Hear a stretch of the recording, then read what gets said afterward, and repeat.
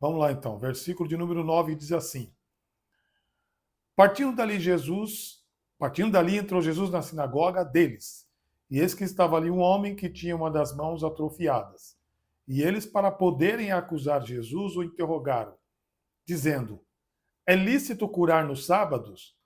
E ele lhes disse: Qual dentre vós será o homem que, tendo uma só ovelha, se no sábado ela cair numa cova, não há de lançar a mão dela e tirá-la? Ora, quanto mais vale um homem do que uma ovelha? Portanto, é lícito fazer o bem no sábado.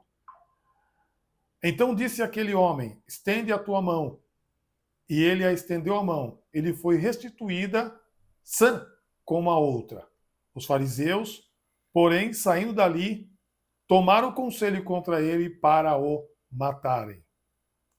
Muito bem, queridos, o que nós vemos aqui? Eu falei para vocês que nós iríamos falar sobre Jesus é maior que o sábado. Bom, nós vemos aqui um homem, que é um dos personagens do texto, que ele tinha a mão mirrada, em outros textos diz ressequida, em outro texto diz atrofiada, enfim. Mas eu quero compartilhar com vocês dizendo que Jesus quebrou alguns paradigmas e rituais na Assembleia dos Fiéis, que a Assembleia dos Fiéis eram as sinagogas, onde esses fariseus exerciam essas atividades. Então chama atenção que em 3 ocasiões Cristo foi confrontado por esses líderes que são fariseus. E esses líderes muitas das vezes causavam conflito por causa do sábado. Os fariseus, eles iniciam e discutam quando Jesus opera milagre no sábado. E Jesus ele é criticado por seus discípulos, com seus discípulos, ou porque seus discípulos comem no sábado. E Jesus, ao mesmo tempo, ele é criticado por seus discípulos colherem grãos no campo no dia de sábado. Sábado tem um propósito, mas antes de eu falar dos propósitos do sábado, como Deus instituiu o sábado? Deus instituiu o sábado com um propósito de descanso. Deus constituiu o sábado como um mandamento para que o povo judeu, o povo hebreu, pudesse descansar. Mas, ao mesmo tempo, o sábado tem um propósito. O sábado foi feito para o homem. Não ao contrário, o homem para o sábado. No Evangelho de Mateus 12:8, lá diz que o Filho do Homem é o Senhor até no sábado. Então, o que Cristo fez com a mão do homem deformada, mesmo sendo no sábado, eram para os fariseus valorizar o que Jesus fez. No entanto, não foi isso que nós vemos. Aí Jesus faz um comparativo. Ele fala... aliás, Jesus fala sobre o resgate de uma ovelha e de um homem. E o texto lá fala, se a ovelha cair no buraco, se eles iriam socorrer, qual seriam as atitudes e o comportamento deles? Mas antes, eles perguntam para Jesus, os fariseus perguntam para Jesus, é lícito, é necessário curar no sábado? Os fariseus apontam que Satanás é a fonte do milagre de Jesus. Ou seja, em outras palavras, eles estão dizendo que Jesus está sendo usado por Beelzebu, como diz lá no texto, quando não é verdade. Na ocasião que Jesus acabara de curar um cego de nascença, ele também endemoniado, por mais que essa ocorrência foi no sábado, mostra que Jesus é o Senhor do sábado. Mas o propósito deles era acusar Jesus, independente de Jesus receber outra acusação como príncipe dos demônios, mas o objetivo deles era acusar Jesus. Como hoje em dia também. As pessoas querem acusar Jesus de todo jeito ou acabar com a imagem de Jesus. Para algumas pessoas isso é importante, acabar com a imagem de Jesus. E naquela época, 2000 anos, isso já existia. Então, se Jesus é o Senhor do sábado, Jesus fez um milagre no sábado para mostrar para todos os fariseus, que ele é Deus. E para mostrar também que os fariseus preocupavam demais com a formalidade. Eles queriam cumprir rituais, mas esqueciam do principal. E detalhe, Jesus fez isso na sinagoga. Ele se reuniu na sinagoga e Jesus executou essa cura na sinagoga. Jesus estava fazendo esse milagre para mostrar para eles que amar as pessoas e curá-la e libertá-la era o papel dele. Só que Jesus, ele não tocava o holofote daquilo que ele fazia, como está escrito nos versículos, se nós discorrer nos capítulos anteriores, nós vamos observar no texto que Jesus não colocava holofote, não queria holofote para ele nos milagres que ele executava, nos milagres que ele fazia. Tanto que ele dizia, vá e não conte para ninguém.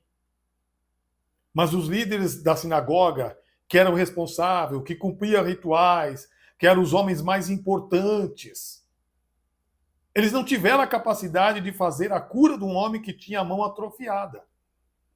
E Jesus simplesmente chegou e curou aquele homem. Então, o que isso mostra para mim? O que isso mostra para todos nós?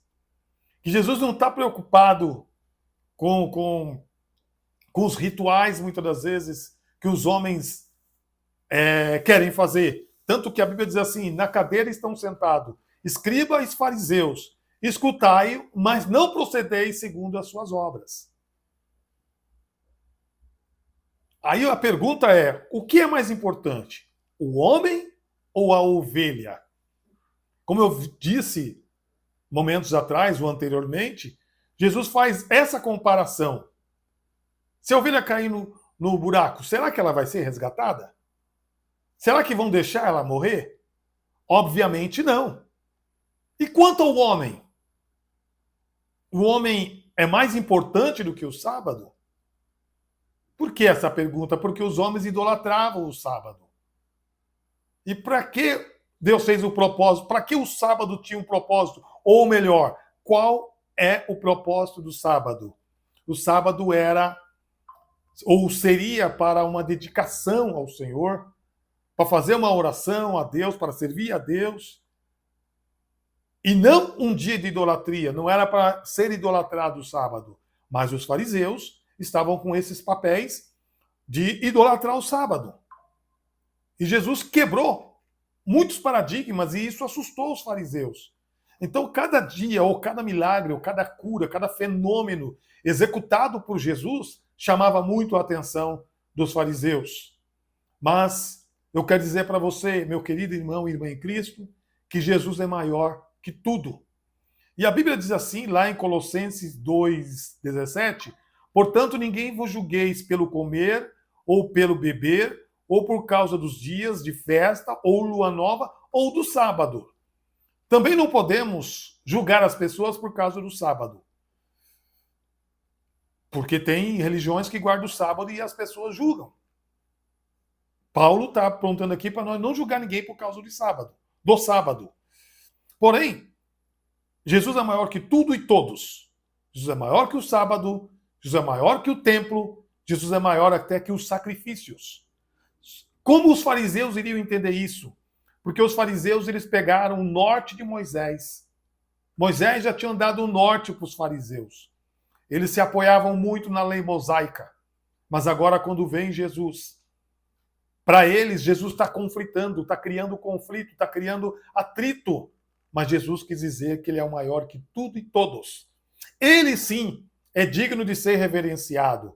Ele sim é digno de ser exaltado. Ele sim é maior do que megas templos, de grandes templos. Ele é maior que tudo. E ele é maior que qualquer sacrifício. Então eu quero concluir nessa mensagem que é curta, que é uma mensagem de reflexão, que nós temos que dedicar o nosso tempo todo para Jesus. Porque muitas das vezes nós não queremos entender quem é Jesus, o que fez Jesus e para que ele fez. Olha o que os fariseus faziam em decorrência do sábado. Eles não abriam mão do sábado. Eles não abriam mão das assembleias deles, que é a sinagoga. Eles colocavam tudo isso em primeiro lugar. Nós precisamos colocar o Senhor Jesus em primeiro lugar na nossa vida. Às vezes nós não abrimos mão do Senhor Jesus, mas abrimos mão, temos conosco um celular e ficamos conectados com as redes sociais. Se nós imitarmos os fariseus igual os fariseus faziam com Jesus, igual os fariseus faziam com Jesus, mas nós fazermos diferente, idolatrar Jesus na sua íntegra, na sua totalidade, nós seremos diferente. Então eu queria deixar essa palavra com você nesta noite, para nós nesta noite, dizendo que Jesus é maior que tudo e todos. Jesus é maior que o pastor, Jesus é maior que o bispo, Jesus é maior do que padre, Jesus é maior que tudo, Jesus é maior que todos. Então, que fica claro que nós necessitamos idolatrar somente a Jesus. Jesus disse assim, que Jesus resumiu os 2 mandamentos em um só. Amar a Deus sobre todas as coisas e o próximo como a ti mesmo. Jesus está passando uma lição ética, moral para os fariseus, que eles não tinham amor. Que eles só demonstravam, mas não praticavam. E é importante a prática do amor. Não somente falar, não somente expressar, mas executar. Aí Jesus faz o quê? O texto não diz quanto tempo o homem tinha a mão atrofiada, mas tudo leva a crer que esse homem estava sofrendo. Tudo leva a crer que esse homem queria ter as mãos normal. Tudo leva a crer que aquilo não foi uma anomalia, mas algo aconteceu que levou ele até a mão atrofiada. E os fariseus o acusaram por causa do sábado. Os fariseus apontavam Jesus porque Jesus fez com que o homem tivesse os membros do corpo, que são os membros inferiores, normais.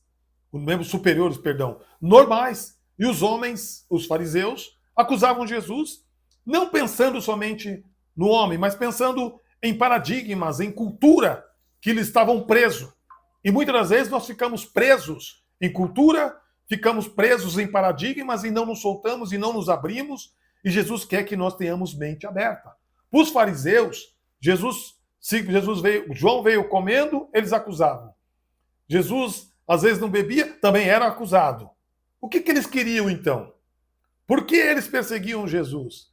Por que eles acusavam a Jesus? Porque Jesus é o Senhor de todos. Jesus é diferente de todos. Jesus é superior a todos. Repito, Jesus é maior que o sábado. O sábado que foi ordenado por Deus. O sábado que foi colocado como mandamento central e era lugar de descanso. Jesus é maior que o templo.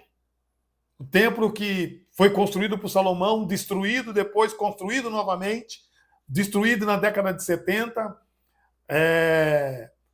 Porém, Jesus é maior que tudo isso. Jesus é maior que o sacrifício. O maior sacrifício se resume nele, que ele é o sacrifício para todas as vidas, para todas as pessoas, para toda a humanidade. Por isso, eu quero encerrar dizendo como tem sido a nossa dedicação com Jesus. Porque os fariseus, eles também nos passam a lição de dedicação, de servir a Deus na sinagoga, de servir a Yahvé. Embora eles tenham um conceito errado, eles estão presos a um ritual, amarrados a rituais, mas eles queriam servir do jeito deles, como manda a lei mosaica a Deus. E nós, como estamos servindo a Jesus?